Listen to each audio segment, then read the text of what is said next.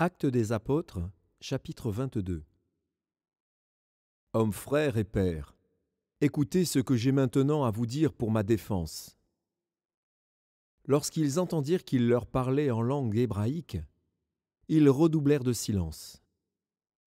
Et Paul dit : « Je suis juif, né à Tars en Cilicie, mais j'ai été élevé dans cette ville-ci, et instruit aux pieds de Gamaliel, dans la connaissance exacte de la loi de nos pères.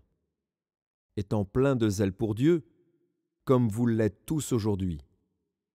J'ai persécuté à mort cette doctrine, liant et mettant en prison hommes et femmes. Le souverain sacrificateur et tout le collège des anciens m'en sont témoins. J'ai même reçu d'eux des lettres pour les frères de Damas, où je me rendis afin d'amener liés à Jérusalem ceux qui se trouvaient là et de les faire punir.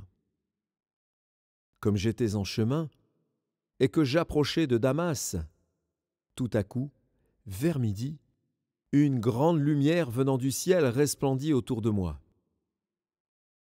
Je tombai par terre, et j'entendis une voix qui me disait : « Saul, Saul, pourquoi me persécutes-tu » Je répondis : « Qui es-tu, Seigneur » Et il me dit : « Je suis Jésus de Nazareth que tu persécutes. » Ceux qui étaient avec moi virent bien la lumière. Mais ils n'entendirent pas la voix de celui qui parlait. Alors je dis : « Que ferai-je, Seigneur » Et le Seigneur me dit : « Lève-toi, va à Damas, et là on te dira tout ce que tu dois faire. » Comme je ne voyais rien, à cause de l'éclat de cette lumière, ceux qui étaient avec moi me prirent par la main, et j'arrivai à Damas. Or, un nommé Ananias, homme pieux selon la loi, et de qui tous les Juifs demeurant à Damas rendaient un bon témoignage, vint se présenter à moi, et me dit : « Saul, mon frère, recouvre la vue. » Au même instant, je recouvrai la vue et je le regardai. Il dit : « Le Dieu de nos pères t'a destiné à connaître sa volonté, à voir le juste et à entendre les paroles de sa bouche. Car tu lui serviras de témoin auprès de tous les hommes, des choses que tu as vues et entendues. Et maintenant, pourquoi tardes-tu ?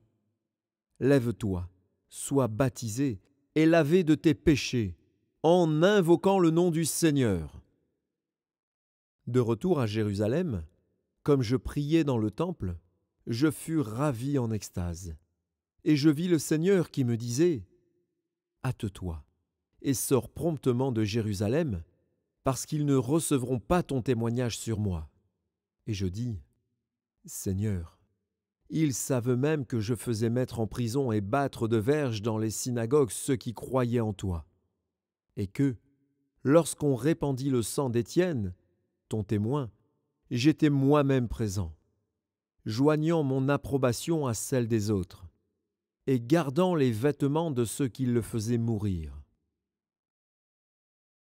Alors il me dit : « Va, je t'enverrai au loin vers les nations. » Ils l'écoutèrent jusqu'à cette parole.